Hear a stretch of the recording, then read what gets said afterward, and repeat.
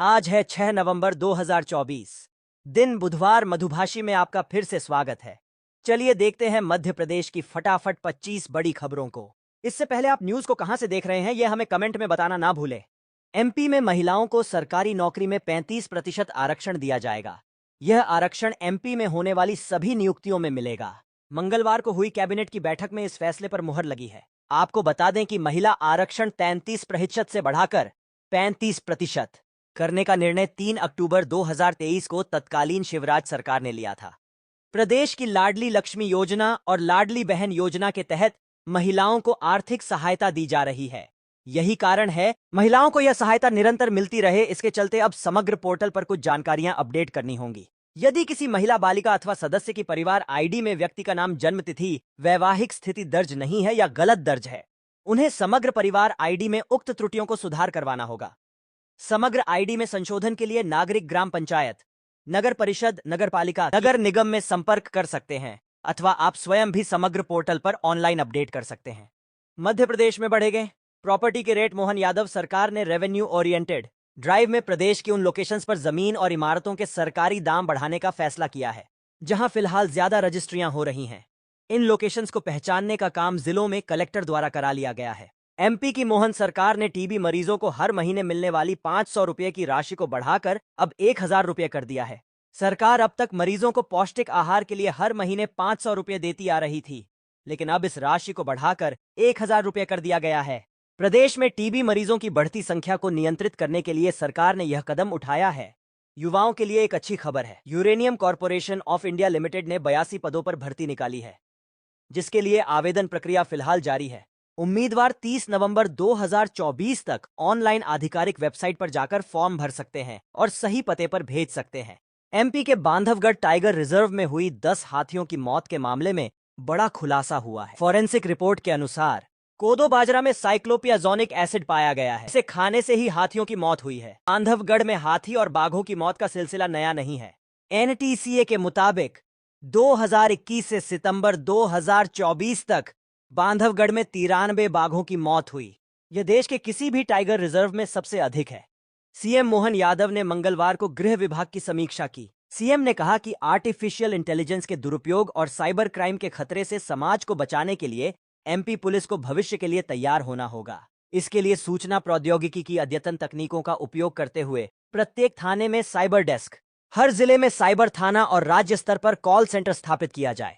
साथ ही साइबर धोखाधड़ी और अपराध से लोगों को बचाने के लिए सघन जागरूकता अभियान भी चलाया जाए। मध्य प्रदेश के मैहर को विकसित किया जाएगा। यह बात पर्यटन, संस्कृति और धार्मिक न्यास एवं धर्मस्व राज्य मंत्री धर्मेंद्र भाव सिंह लोधी ने कही। टूरिज्म बोर्ड धार्मिक स्थल मां शारदा मंदिर के आसपास पर्यटन सुविधाएं भी विकसित करेगा। भोपाल नगर निगम कार्यालय की पेंशन शाखा में पदस्थ प्रभारी लिपिक दौलत कुमार धोसले को मंगलवार शाम लोकायुक्त ने 3000 रुपए की रिश्वत लेते हुए पकड़ा। मामले में फरियादी मुकेश दनके ने अपने पिता की पेंशन को अपनी माता के नाम पर कराने के लिए नगर निगम कार्यालय में आवेदन दिया था, जिसके लिए उनसे 5000 रुपए की रिश्वत मांगी गई थी।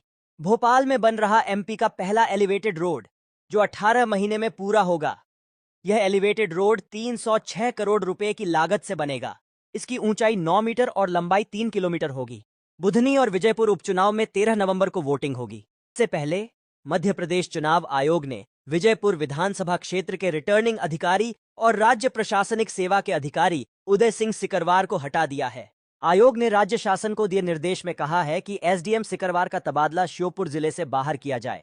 उत्तर पश्चिम रेलवे पर ऑटोमेटिक ब्लॉक सिग्नलिंग का काम होने वाला है, इसलिए भोपाल रेल मंडल से गुजरने वाली इन ट्रेनों को रद्द और शॉर्ट टर्मिनेट किया गया है, जिसमें जोधपुर भोपाल एक्सप्रेस को 8 नवंबर और 10 नवंबर को रद्द कर दिया गया है। जबलपुर अजमेर दयोदय एक्सप्रेस, जो कि 9 नवंबर को सुबह सांगानेर पर शॉर्ट टर्मिनेट की जाएगी। इसके अलावा 9 नवंबर को भोपाल जयपुर एक्सप्रेस फुलेरा पर शॉर्ट टर्मिनेट होगी। एमपी सरकार ने एमपी में क्यूआर कोड वाले स्पॉट बिजली बिल की सुविधा शुरू की है। उपभोक्ता चाहें तो थर्ड पार्टी यूपीआई ऐप से बिल का तुरंत भुगतान कर सकते हैं। मध्य प्रदेश के युवाओं के लिए आधार कार्ड कंपनी भारतीय विशिष्ट पहचान प्राधिकरण में नौकरी पाने का सुनहरा मौका है, जिसमें 2 लाख तक सैलरी दी जाएगी। यूआईडीएआई ने टेक्निकल कंसल्टेंट, सीनियर अकाउंट्स और डिप्टी डायरेक्टर के पद पर आवेदन आमंत्रित किए हैं। आवेदन की प्रक्रिया शुरू हो गई है। इच्छुक और योग्य उम्मीदवार टेक्निकल कंसल्टेंट के लिए 14 दिसंबर और अन्य पदों के लिए 24 दिसंबर तक जाकर फॉर्म भर सकते हैं। प्रदेश के नर्मदापुरम में 7 दिसंबर को अगली रीजनल इंडस्ट्री समिट होगी। मुख्यमंत्री ने बताया कि रीवा में 31,000 करोड़ के निवेश के प्रस्ताव प्राप्त हुए हैं और लगभग 48,000 रोजगार के अवसर सृजित हुए हैं। मुख्यमंत्री यादव ने बताया कि अगली रीजनल इंडस्ट्री कॉन्क्लेव आगामी 7 दिसंबर 2024 को नर्मदापुरम में होगी। भोपाल, जबलपुर और उज्जैन नगर निगम आयुक्त व इंदौर विकास प्राधिकरण के सीईओ स्पेन के बार्सिलोना में आयोजित smart city expo and world conference 2024 में शामिल होंगे। यह आयोजन 5 से 7 नवंबर तक चलेगा। मध्य प्रदेश ऐसा पहला राज्य है जहां प्रदेश के समस्त नगरीय निकायों को एक पोर्टल पर लाया गया है।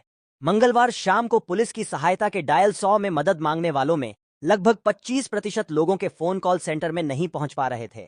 सॉफ्टवेयर के कोर स्विच में खराबी के चलते यह दिक्कत आई थी। एमपी में लोक शिक्षण संचालनालय ने समस्त शासकीय विद्यालयों के शाला प्रभारियों को GFMS पोर्टल पर नामांकन एवं रिक्तियों की जानकारी 6 नवंबर तक अनिवार्य रूप से अपडेट करने के निर्देश जारी किए हैं। मध्य प्रदेश में नगरीय विकास एवं आवास विभाग द्वारा प्रदेश के सभी 413 नगरीय निकायों को कंप्यूटरीकृत करने के उद्देश्य से वेब आधारित ई नगर पालिका योजना प्रारंभ की गई है। यह परियोजना डिजिटल इंडिया के उद्देश्य को बढ़ावा देने के लिए ई गवर्नेंस का अनूठा उदाहरण है। एमपी का ग्वालियर व्यापार मेला इस बार भी पूरी भव्यता के साथ आयोजित किया जाएगा। ग्वालियर जिला प्रशासन ने इसकी तैयारियां तेज कर दी हैं। ग्वालियर संभाग आयुक्त मनोज खत्री ने मंगलवार को मेले की तैयारियों की समीक्षा की। उन्होंने बैठक में कहा कि मेले में आने वाले सैलानियों की सुविधा और सुरक्षा को ध्यान में रखकर सभी प्रकार की व्यवस्थाओं को अंतिम रूप दें। बैठक में बताया गया कि इस साल श्रीमंत माधवराव सिंधिया ग्वालियर व्यापार मेले का आयोजन 25 दिसंबर 2024 से 25 फरवरी 2025 तक होगा।